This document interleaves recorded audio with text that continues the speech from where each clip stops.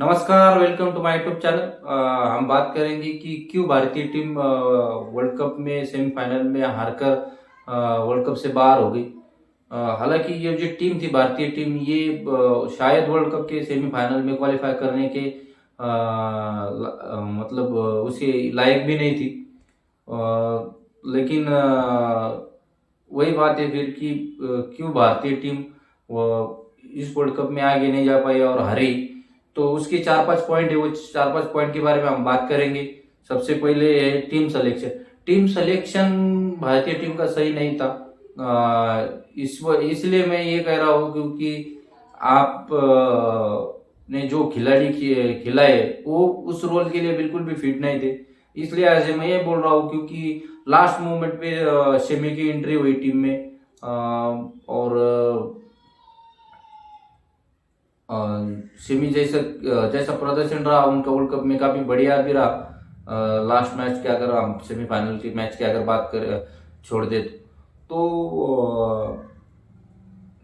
और जैसे भी कि हर्षल पटेल को टीम में लेके क्या हासिल किया मुझे समझ में नहीं आ रहा। उनके जगह पे कोई अगर यंगस्टर रहता था तो वो काफी बढ़िया हो सकता था टीम को, क्योंकि फिर सामने वाली टीम को भी उस खिलाड़ी के बारे में ज्यादा पता नहीं होता है। फेयरलेस होता है क्रिकेटर। और शायद उमरान मलिक हो या फिर कोई ऐसा तेज गेंदबाज हो दूसरा, बहुत सारे तेज गेंदबाज थे भारतीय टीम के आगे। तो वो अगर होते तो भारतीय टीम में और उसका फायदा हो सकता था। दूसरी बात ये भी थी कि टीम कॉम्बिनेशन भी सही नहीं था ना। ओपनिंग पे प्लेयर से सेट थे, सही थे, दोनों की प्लेइंग स्टाइल्स लगभग सेम थी। और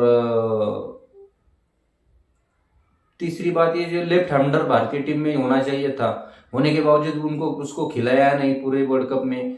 डायरेक्ट सेमीफाइनल में उसको मौका मिला। एक लास्ट मैच में मौका मिला था बांग्लादेश के खिलाफ, लेकिन और जब वो टीम में आया तो फिर उसकी जगह उसको 6 नंबर पे भेज दिया। 6 और 7 दोनों लेफ्ट हैंडर खेल रहे। तो ये जो कॉम्बिनेशन था टीम का वो कॉम्बिनेशन बिल्कुल भी सही नहीं था। तीसरी जो बात थी कि खिलाड़ी का फॉर्म, जो खिलाड़ी फॉर्म में है उसको खिलाना चाहिए, ना कि हम उस खिलाड़ी की रेपुटेशन पे उस टीम को लेके आए। जैसे कि के एल राहुल को भी टीम में सिर्फ रेपुटेशन की वजह से ले लिया गया। भुवनेश्वर कुमार को भी टीम में सिर्फ रेपुटेशन की वजह से ले लिया गया। रविचंद्र अश्विन को भी टीम में रेपुटेशन की वजह से ले लिया। तो ये जब खिलाड़ी थे ये पूरे कोई खिलाड़ी फॉर्म में नहीं था और उनको टीम में लेके आ गए, और उसका खामियाजा भारत ने इस टीम से वर्ल्ड कप से बाहर होने से भुगता है। तो ये जो खिलाड़ियों का रेपुटेशन है उस पे खिलाड़ियों को खिलाना वो बिल्कुल भी सही नहीं था। और चौथा पॉइंट जो है वो ये था कि अप्रोच, टीम का अप्रोच। पिछले साल भर से जैसे हम T20 वर्ल्ड कप 2021 से बाहर हुए थे और रोहित शर्मा कप्तान बने, तब से हम ये सुनते आ रहे थे कि हम पॉजिटिव अप्रोच से खेलेंगे, हम आगे बढ़ के खेलेंगे, हम बिल्कुल भी डिफेंसिव माइंडसेट नहीं रखेंगे। वो आपका जो अप्रोच था वो पूरे साल भर दिखा, लेकिन वही अप्रोच वर्ल्ड कप में किसी भी मैच में नहीं दिखा, किसी भी मैच में नहीं दिखा। और उसका जो परफॉर्मेंस सॉरी उसका जो प्रेशर था वो पूरा के पूरा रोहित शर्मा पे आया और वो भी परफॉर्म नहीं कर सके। इसका सबसे बड़ा उदाहरण है क्योंकि रोहित शर्मा का एक खेलने का तरीका था पहले से ही, जब से हम उनको देख रहे, खासतौर से जब से वो ओपनर बने थे वनडे और T20 में 2013 से। तो उनका एक था कि आने के पहले जब वो टीम जब भी खेलने के लिए आते थे तो 10-12 गेंदे वो देखते थे। T20 में, वनडे में वो 10, 15, 20, 25 गेंदे देखते थे और स्लो खेलते थे। और फिर उसके बाद ये वो एक्सलेट करते थे अपने बैटिंग में और बड़े बड़े स्कोर कर पाते थे। और ये जो भारत उनकी जो बड़ी उपलब्धियां है, T20 में भी जो 4 शतक लगाए उन्होंने, वनडे में भी 3 डबल सेंचुरी लगाई, तो ये सब इसी प्लेइंग स्टाइल से हुआ है उनका। ना कि वो जो नया अप्रोच उन्होंने चुना था उसके बदले। अगर वही अप्रोच से अगर रोहित शर्मा इस वर्ल्ड कप में खेलते, जो पुराने स्टाइल है उनका, तो शायद ये चीजें गड़बड़ नहीं होती, क्योंकि आते ही सबको मारते थे।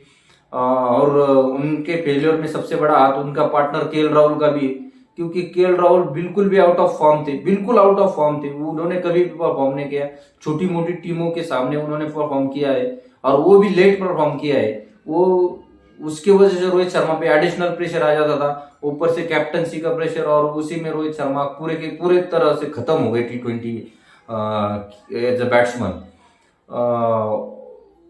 तो ये काफी उनके करियर के लिए मैं कहूंगा कि ये सबसे बड़ा डेंट है यहाँ पे।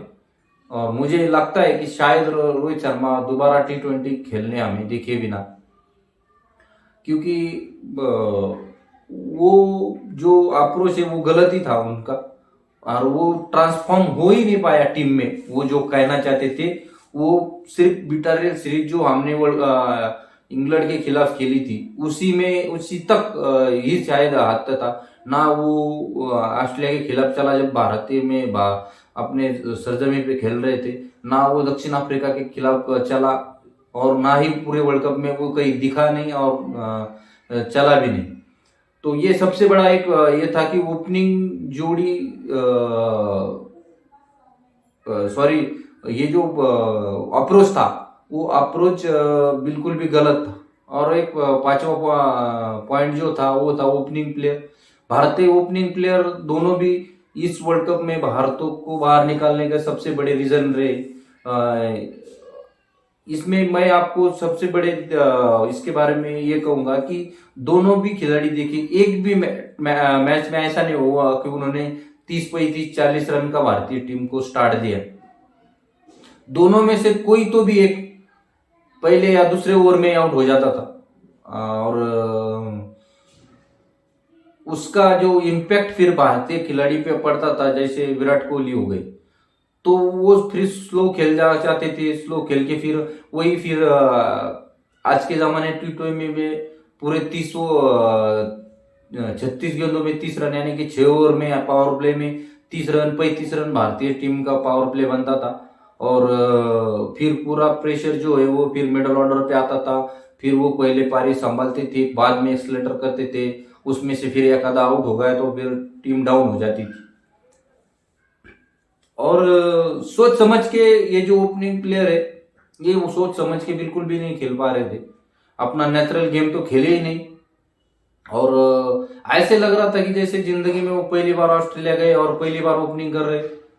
रोहित शर्मा के लगभग 16 साल वो T20 सॉरी 16 साल वो इंटरनेशनल क्रिकेट में है, भारतीय टीम से खेल रहे। केएल राहुल भी लगभग 10 साल हो गए उनको भी कि वो टीम के साथ है, टीम में खेल रहे।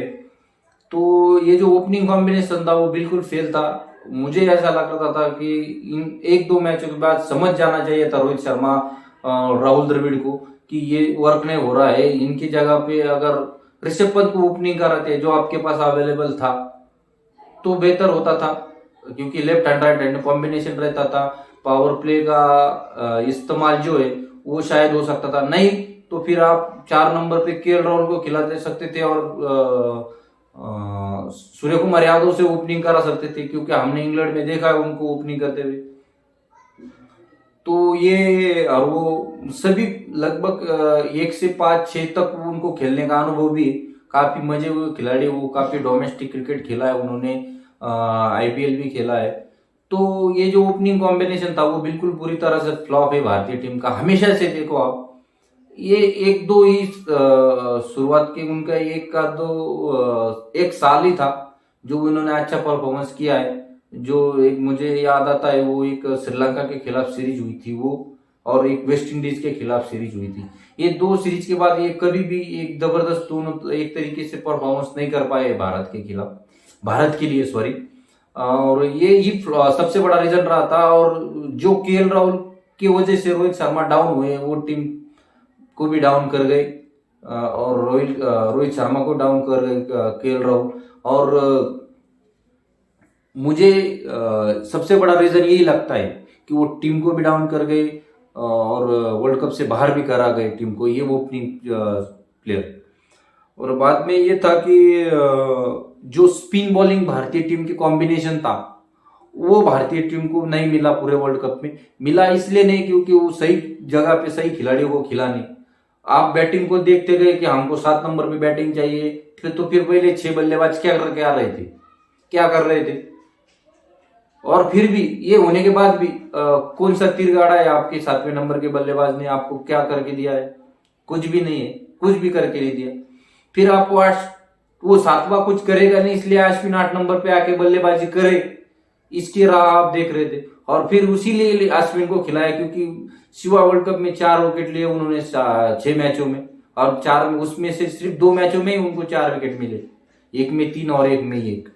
तो ये पूरी तरह से, क्योंकि इन दोनों के जगह पे आपको 1-2 मैच में क्यों ना हो वो चहल को ट्राई करना चाहिए था।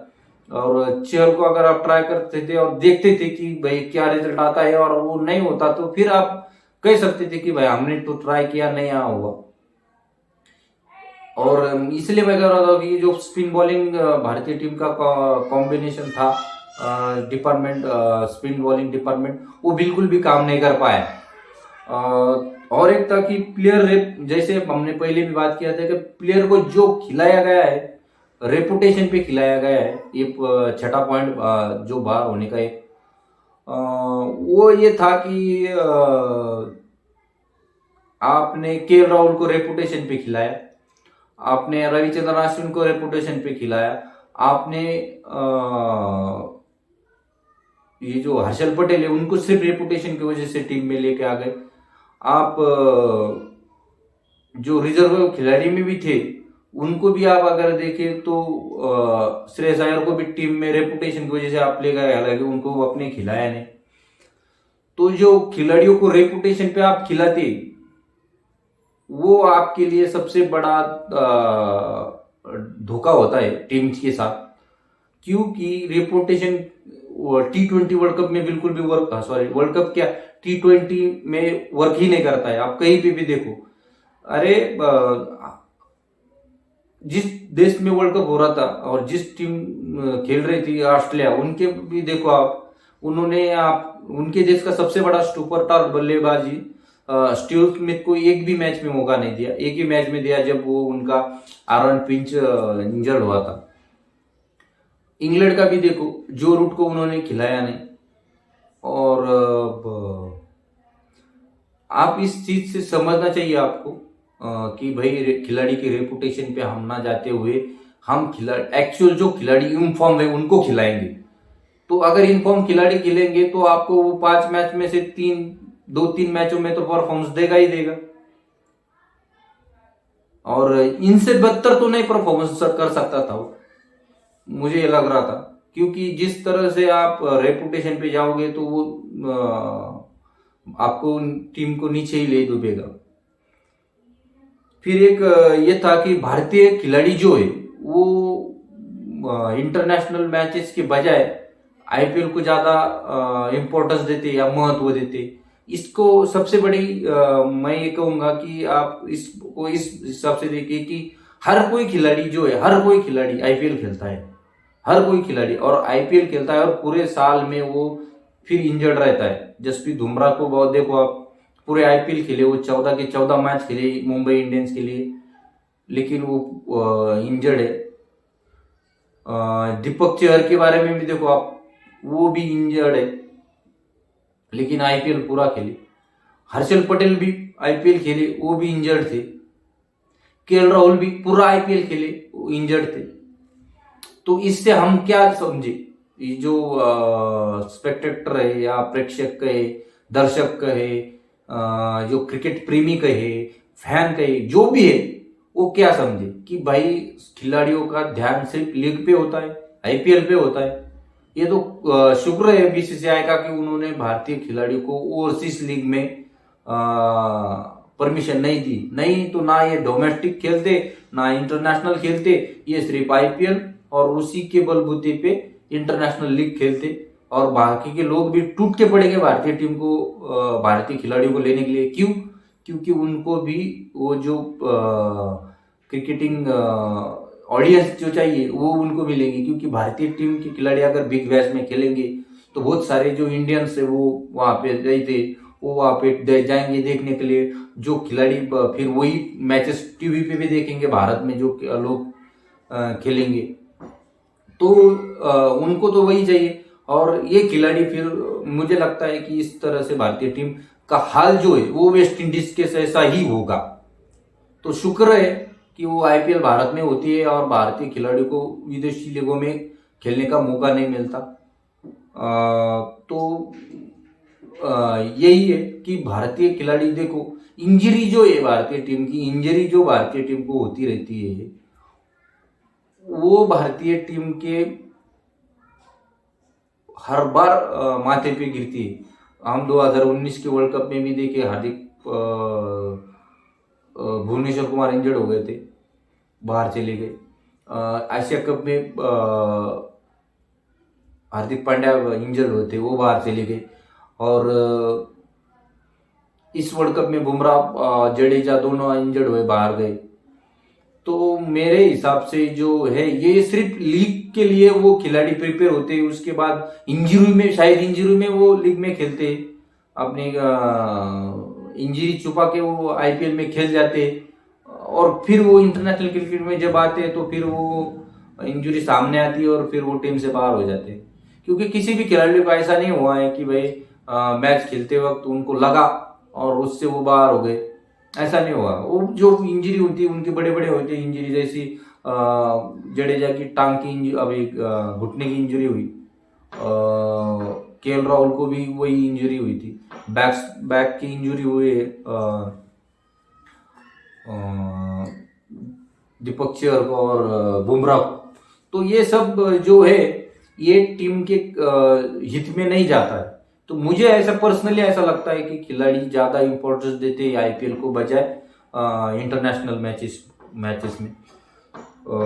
तो इसी तरह से ये जो 6-7 पॉइंट मैंने बोले वही पॉइंट भारतीय टीम को ले डूबे, और यही कारण है कि भारतीय टीम वर्ल्ड कप से बाहर है। अगर भारतीय टीम को वर्ल्ड में अपना नाम ऊपर रखना है और करना है तो सिर्फ बिटारियल सीरीज जो होती है दो देशों के बीच में वो जीत के नहीं होगा, उसको आपको बड़े बड़े टूर्नामेंट जीतना पड़ेंगे, डोमिनेंस दिखाना पड़ेगा, तभी आप दूसरे देशों की तरह आपका नाम भी ऊपर रहेगा। क्योंकि सिर्फ पैसे से क्रिकेट नहीं चलता, उसको भारतीय क्वालिटी भी चाहिए टीम में, जो भारतीय खिलाड़ियों के पास है। लेकिन भारतीय खिलाड़ियों की जो मानसिकता है या भारतीय खिलाड़ी की जो टेम्परामेंट है वो शायद सही नहीं है, उसको भारतीय टीम को कराने की जरूरत बहुत है, ठीक कराने की जरूरत बहुत है। तो ये जो 6-7 पॉइंट थे, मुझे लगता है कि इसी वजह से भारतीय टीम इस वर्ल्ड कप से बाहर हुई है। तो बस यही मुझे जो लगा था उसके बारे में मैं बात कर रहा था। तो आज के लिए बस इतना ही है। प्लीज लाइक कीजिए वीडियो को, चैनल को सब्सक्राइब कीजिए और शेयर जरूर कीजिए guys. Thank you very much आपका सपोर्ट के लिए, और आगे भी सपोर्ट करते रहिए। थैंक यू, धन्यवाद।